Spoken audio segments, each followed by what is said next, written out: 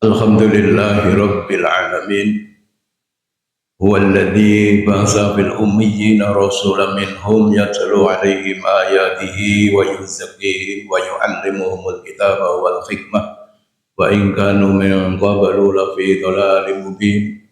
Asyhadu an la ilaha illallah wahdahu la syarika lah al-malikul haqqul mubin wa asyhadu anna muhammadan abduhu wa rasuluh shadiqul wa'dil amin. Allahumma salli wa sallim ala nabiyyina Muhammadin wa ala alihi wa sahbihi ajma'in. Bapak-bapak, ibu-ibu, saudara, adik-adik jamaah salat subuh Masjid At-Taqwa yang dirahmati Allah. Pertama dan utama sekali kita memanjatkan puja dan puji syukur yang mendalam kehadirat Allah Subhanahu wa taala lantaran atas karena maunah pertolongan Allah semata kita mendapatkan anugerah rahmat, taufik, hidayah, keselamatan, kesehatan, kesempatan sampai pagi hari ini kita masih diberi kesempatan menghirup udara segar di bulan suci Ramadan yang penuh berkah ini. Kita gunakan nikmat yang dianugerahkan Allah yang kita tidak mampu menghitungnya ini untuk lebih meningkatkan iman takwa kita, menyempurnakan tugas-tugas pengabdian kita sebagai hamba Allah, sebagai Abdullah dan juga sebagai khalifatan fil ard, memakmurkan buminya Allah ini dengan tugas pokok dan fungsi kita masing-masing. Salawat dan salam moga-moga terlimpahkan kepada junjungan Nabi Agung, Nabi Mulia, Nabi akhir zaman, Nabi kita Nabi Muhammad sallallahu alaihi wasallam, para keluarga, para sahabat dan pengikutnya. Hadirin yang dirahmati Allah, melanjutkan tentang sahabat-sahabat Rasulullah yang dijamin masuk surga, baik yang 10 pertama yang disebutkan oleh Rasulullah, 10 sahabat. Nanti juga ada wanita-wanita yang juga dijamin masuk surga. Karena kalau yang wanita-wanita dijamin masuk surga tidak disampaikan nanti ibu-ibu protes. Ada Bunda Khadijah, ada Bunda Aisyah, ada Fatimah Zahra, ada Sumayyah atau bahkan Asiyah istrinya Fir'aun. Tentang alaikum bisunnati wa sunnatal khulafa'ur rasyidin al-mahdiyyin, 4 khulafaur rasyidin yang semuanya dijamin masuk surga. Umar bin Khattab sudah, Abu Bakar As-Siddiq kemarin sudah, sekarang 2 sekaligus sahabat Nabi yaitu Utsman bin Affan dan Ali bin Abi Thalib. Kedua-duanya menantu Rasulullah. Bahkan yang Utsman bin Affan itu menantu Rasulullah 2 kali, maksudnya 2 kali putri Rasulullah. Yang pertama Ruqayyah, setelah Ruqayyah kabundut lalu menikah dengan adiknya Ummi Kulsum. Jadi Utsman ini luar biasa, jadi menjadi menantu Rasulullah terpilih karena menikahi putri Rasulullah 2, Durul Ain, jadi sebutan yang luar biasa. Utsman bin Affan orangnya pengusaha kaya, sukses. Makanya kalau dermawannya nggak tanggung-tanggung. Jadi waktu perang membebaskan bi'r atau sumur yang dikuasai orang Yahudi di padang pasir yang panas, suasana perang, tentu air menjadi logistik perbekalan yang amat sangat penting. Maka orang Yahudi yang menguasai sumur itu lalu menjualnya dengan harga mahal kepada orang-orang yang membutuhkan. Sementara pasukan perang yang dibawa oleh Rasulullah itu amat sangat butuh, makanya sampai membebaskan sumur dengan biaya beribu-ribu dinar. Yang lebih hebat lagi, sampai sekarang wakafnya Utsman bin Affan itu masih ada. Dari kekayaan-kekayaan zaman Utsman sampai hari ini dirupakan hotel yang hotel seluruh keuntungannya untuk umat, untuk dakwah, untuk sosial. Kita nggak bisa bayangkan kira-kira pahalanya yang mengalir dari wakafnya Utsman ini berapa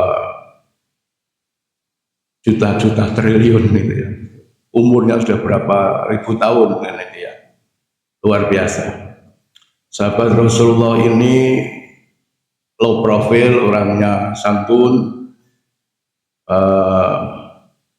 memperjuangkan Islam luar biasa, pengembangan Islam juga demikian. Utsman juga sebagai sahabat yang pemberani, berhadapan dengan pasukan Roma pun berani, bahasanya ditakai. Demikian juga menyusun pasukan perang dari armada laut dan seterusnya. Namun memang di periode akhir pemerintahnya ada sedikit banyak masalah sampai berakhir dengan dibunuhnya Utsman bin Affan. Di antaranya yang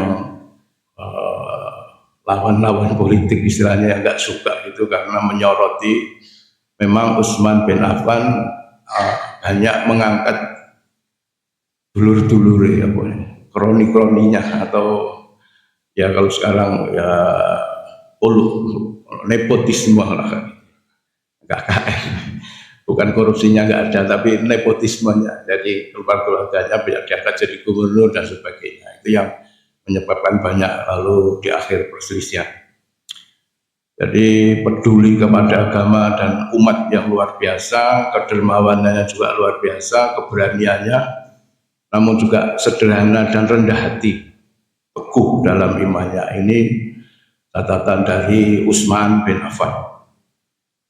Lalu Ali bin Abi Thalib, sahabat Nabi yang masuk Islam pertama yang disebut dengan as-sabiqun al-awwalun, dari golongan anak-anak remaja.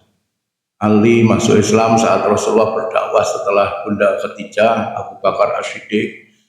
Itu Ali baru berumur sekitar 12 tahun, anak SD kelas 6 mungkin kalau sekarang. Namun Ali yang cerdas, Ali yang hebat itu juga nantinya menjadi sahabat pilihan pula, menjadi menantu Rasulullah pula dari putri yang tercintanya Fatimah Az-Zahra. Namun secara ekonomi memang Ali tidak seperti Abu Bakar atau tidak seperti Utsman yang kaya raya, tapi sederhana, bahkan lebih banyak miskin. Walaupun miskin tapi juga dermawan. Nah ini yang repot, yang hebat, karena mengamalkan bisyara'i wa dharra. Hikayat yang sangat menakjubkan adalah di saat mana ada orang Badui yang datang kepada Rasulullah. Orang Badui itu orang di Saudi, nggak pakai sopan gitu, tahu-tahu pokoknya nyelonong ke rumah Rasulullah, menganggap Rasulullah itu panglima perang, Rasulullah itu pemimpin umat, ghanimahnya banyak, mesti sugih. Langsung meminta uang untuk nyarutang dan memenuhi kebutuhannya. Dan delalah kersane Allah, di Madinah itu Rasulullah itu pernah miskin dan paite. Memang Rasulullah junjungan kita itu Nabi yang lengkap, dalam kondisi apapun bahasanya pernah dijalani, sehingga umat ini yang seperti apa bisa meniru Rasulullah. Kalau yang ditakdirkan Allah kaya raya konglomerat, Rasulullah pernah kaya raya konglomerat saat bersama Bunda Khadijah kan gitu ya. Namun waktu di Madinah Rasulullah juga pernah miskin, pernah 3 hari tidak masak. Nah, pas wayai bokek miskin itu ada orang Badui yang minta uang. Rasulullah tanya ada Bunda Aisyah, adakah makanan, uang atau benda apa yang kita berikan pada tamu kita ini? Enggak ada ya Rasulullah, kita sudah 3 hari nggak masak. Ya, Rasulullah itu kalau nggak masak itu lalu mendapatkan hadiah dari para sahabat. Rasulullah itu nggak boleh menerima zakat, nggak boleh menerima infak, nggak boleh menerima sedekah, tapi menerima hadiah. Akhirnya dinasihatkan oleh Rasulullah, datanglah kamu ke rumah di timur sana. Itu ada rumahnya Ali bin Abi Thalib, istrinya Fatimah Az-Zahra, putri saya.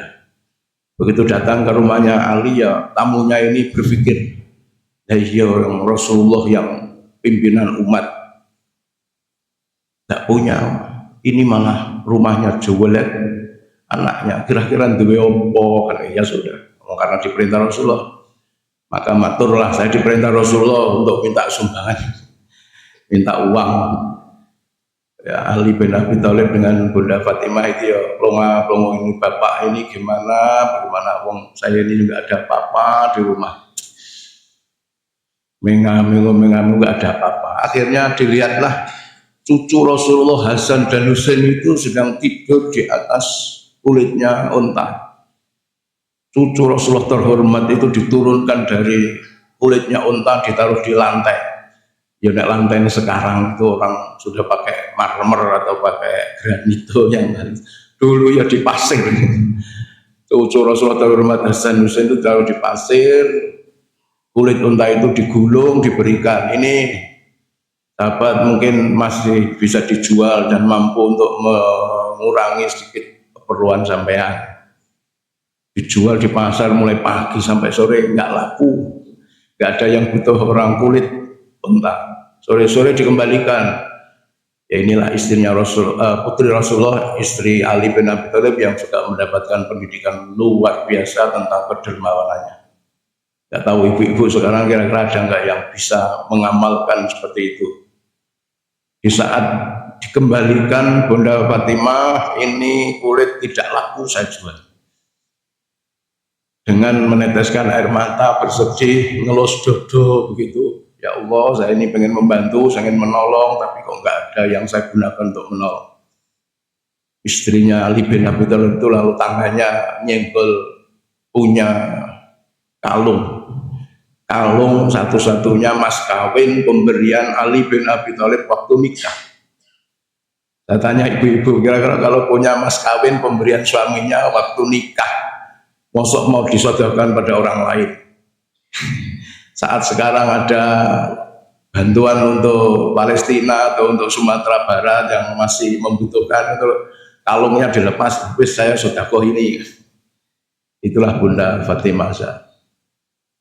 Kalung lalu dibawa, dijual ke Abdurrahman bin Auf. Nanti juga ada sahabat Abdurrahman bin Auf, juga sahabat yang dijamin masuk surga dengan kekayaannya luar biasa, dermawannya luar biasa, hartanya habis bahasanya untuk bersedekah. Maka begitu dijual ya kaget Abdurrahman bin Auf, loh, ini kan kalungnya Fatimah, Bunda Fatimah. Iya betul. Kamu mencuri ya? Enggak, saya diberi sedekah. Sampai ternyuhlah Abdurrahman bin Auf, ya Allah, Bunda Fatimah hanya punya kalung saja disedekahkan. Maka ya sudah, tak beli sekian ribu dinar. Ini tapi kamu jangan pergi dulu, ini kalungnya dibungkus, setelah dibungkus coba berikan lagi kepada Bunda Fatimah Zahra. Jadi ibu kalau sedekah nggak usah tanggung-tanggung, berikanlah semuanya, nantilah balik seperti yang disedekahkan Fatimah Zahra kembali. Jadi di situ ada peristiwa yang rasanya menakjubkan. Bunda Fatimah bersedekah tapi kalungnya kembali. Abdurrahman bin Auf bersedekah karena kekayaan keikhlasannya. Orang Badui tadi lalu menjadi penganut Islam yang bagus karena melihat kehebatan dan kedermawannya orang-orang Islam. Lalu Ali bin Abi Thalib ini disebut sebagai gerbang ilmu, cerdas, ahli perang, juga cerdas. Jadi gerbangnya ilmu dari Rasulullah itu Ali. Makanya kalau nggak sempat tanya kepada Rasulullah itu cukup kepada Ali. Banyak ilmu-ilmu yang luar biasa. Namun Ali ini juga riang, humoris tapi juga serius. Juga kalau memberikan komentar itu kelihatan ringan tapi benar, bagus.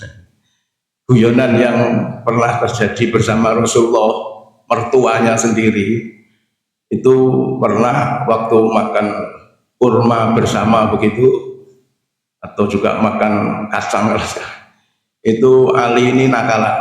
Jadi kulitnya dan isinya itu ditaruh di depannya Rasulullah, dia makan lagi, kulitnya sama isinya ditaruh depan Rasulullah. Lama setelah itu lalu, ya Rasulullah, sampean ketok hari ini lapar banget.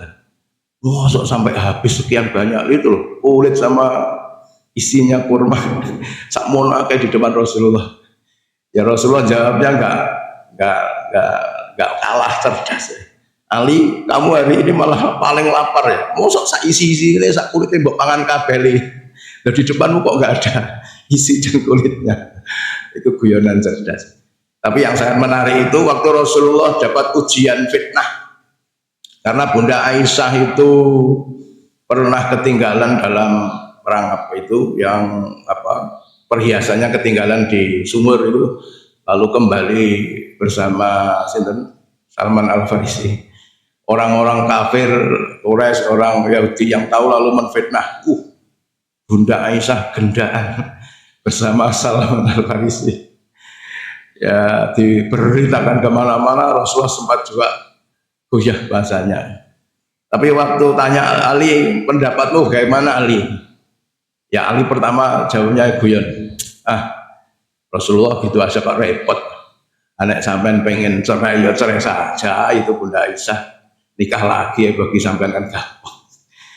Tapi setelah itu Ali juga memberikan pendapat luar biasa. Ya Rasulullah, bukankah kau menikah dengan Bunda Aisyah itu atas perintah Allah dan Allah yang menikahkanmu? Gak mungkin Allah berbohong. Ya Rasulullah. Mantap Rasulullah. Diberi nasihat, gak mungkin Allah berbohong. Sudah Allah yang menikahkanmu dengan Bunda Aisyah. Saya tahu Bunda Aisyah gak punya kekurangan sedikit apapun. Mantap. Ali bin Abi Thalib ini sebutannya luar biasa. Karamallahu wajah, dimuliakan wajahnya. Kalau yang lain kan radhiyallahu anhu. Tapi sebutan Ali di samping radhiyallahu anhu juga karamallahu wajah, diharamkan wajahnya ini katanya tersentuh api neraka, atau diharamkan wajahnya karena wajahnya nggak pernah melihat apa nih aurat, bahkan auratnya sendiri. Jadi kalau mandi itu nggak melihat auratnya sendiri, apalagi auratnya orang lain. Nggak pernah melihat film-film porno kayak sekarang, nggak ada. Dulu belum ada, belum ada. Jadi luar biasa. Maka saat perang Siffin antara pasukan Ali dengan Muawiyah, itu Muawiyah licik. Tahu kalau Ali itu nggak pernah melihat aurat, bahkan auratnya laki-laki. Nah, si Muawiyah itu drodok gitu. Waktu perang itu, naik saiki sarungnya atau celananya itu dicincingnya sampai pokoknya pupu. Nah, padahal kan Ali nggak pernah melihat aurat, melihat pupu kan aib. Wah itu kan aurat. Jadi pupu ini diketoknya, perang maju pasukannya Muawiyah, lalu Rasulullah mundur lari karena apa? Menghindar, tidak ingin melihat aurat. Nah, ini kurang ajarnya Muawiyah. Ya, lalu dianggap Ali kalah karena melarikan diri. Tapi kekalahannya juga karena diplomasi yang juga lagi-lagi Ali dipecundangi kan begitu ya. Ali itu amat sangat bijak, tadi harmoni sudah dan seterusnya, humoris.